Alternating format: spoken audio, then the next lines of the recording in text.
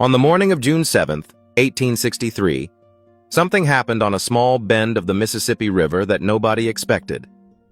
Something that would shatter every racist myth the country had believed about black men, and something that would change the course of the Civil War itself.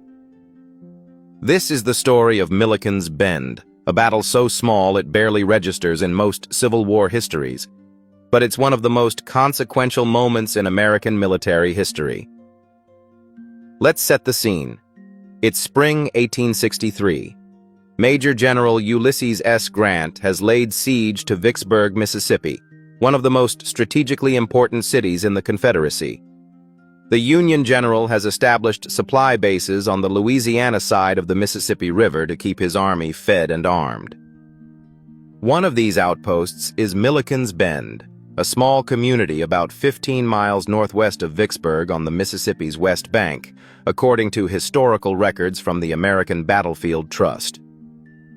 But Milliken's Bend is no ordinary garrison. In late May 1863, according to the National Park Service, approximately 1,410 men were stationed there. Of those, 1,250 were African American soldiers, most of them formerly enslaved.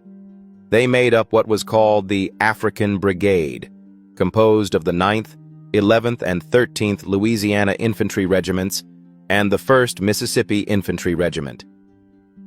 These men had been free for weeks, some only days. Many still bore the physical marks of slavery. They had been given rifles they'd never seen before joining the Union Army. Some men had only held their weapons for a week or less. None had more than a month of training.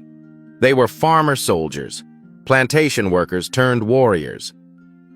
Then came dawn on June 7th. 4 regiments of Confederate Texas cavalry, led by Brigadier General Henry E. McCulloch, attacked at 2:30 in the morning, according to historian Benjamin Quarles's documented account. They came screaming up the levee, expecting to massacre untrained black soldiers and send them fleeing into the river. They expected easy victory. They did not expect what they found. The Union troops, mostly those African American soldiers barely removed from slavery, fought with what Union officers described as extraordinary courage. According to Charles Dana, the special commissioner of the War Department who visited Grant's headquarters 3 days after the battle, General Dennis reported that the black troops displayed courage that made it impossible for men to show greater gallantry than the Negro troops in this fight. These newly freed men stood their ground on the levee behind cotton bales. When Confederate soldiers breached their lines, hand-to-hand combat erupted, some of the fiercest hand-to-hand fighting of the entire Civil War. According to the American Battlefield Trust, these soldiers used their muskets as clubs. They fought with the fury of men who understood exactly what they were fighting for: freedom, not just for themselves, but for their brothers and sisters still enslaved. The Union garrison held. The gunboat USS Choctaw provided artillery support, and the Confederates were forced to withdraw. But the cost was catastrophic.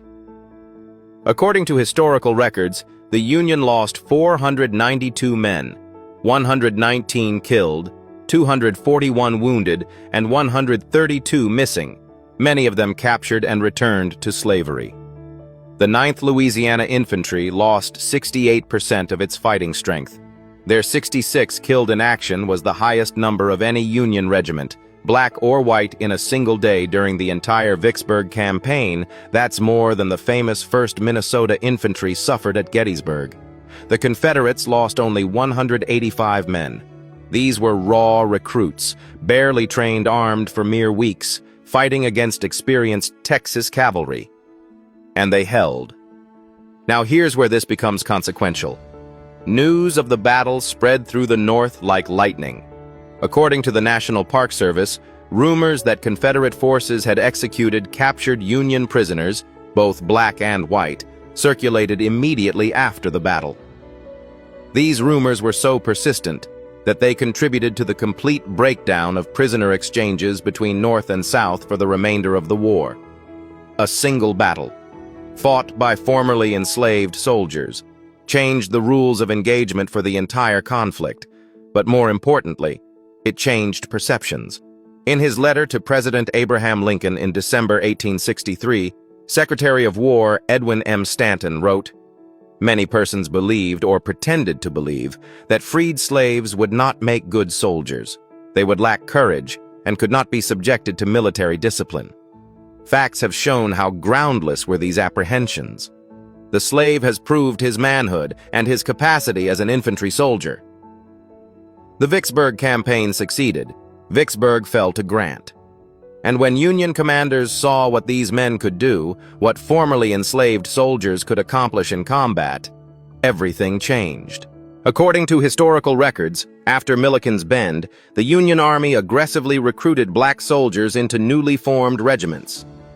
By the time the Civil War ended in 1865, nearly 180,000 African-American men had served in the U.S. Army.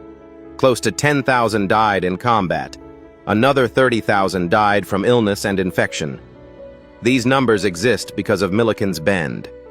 Because on that morning in June 1863, when 4 regiments of Texas cavalry charged up a levee expecting easy victory, they encountered something that shattered the mythology of white supremacy. Formerly enslaved men who would fight to the death for freedom, who would stand their ground against odds, who would prove they were worthy of that freedom. And the nation watched. And the nation changed. Milliken's Bend wasn't the biggest battle of the Civil War. It wasn't the bloodiest. It wasn't even well publicized at the time. But according to historian Benjamin Quarles, it was the first real chance of ex-slaves to prove whether they would fight or not. They proved it. On a bend in the Mississippi River in brutal hand-to-hand combat, they proved it. Now you know. Comment below. What shocks you most about this battle? That black soldiers were given weapons for less than a week before combat? That they outfought trained cavalry? That this victory opened the door to 180,000 more black soldiers serving in the Union Army? Like this video, share it with someone who needs to understand that the Civil War wasn't won by generals alone. It was won by the courage of formerly enslaved men who understood they were fighting for the freedom of millions.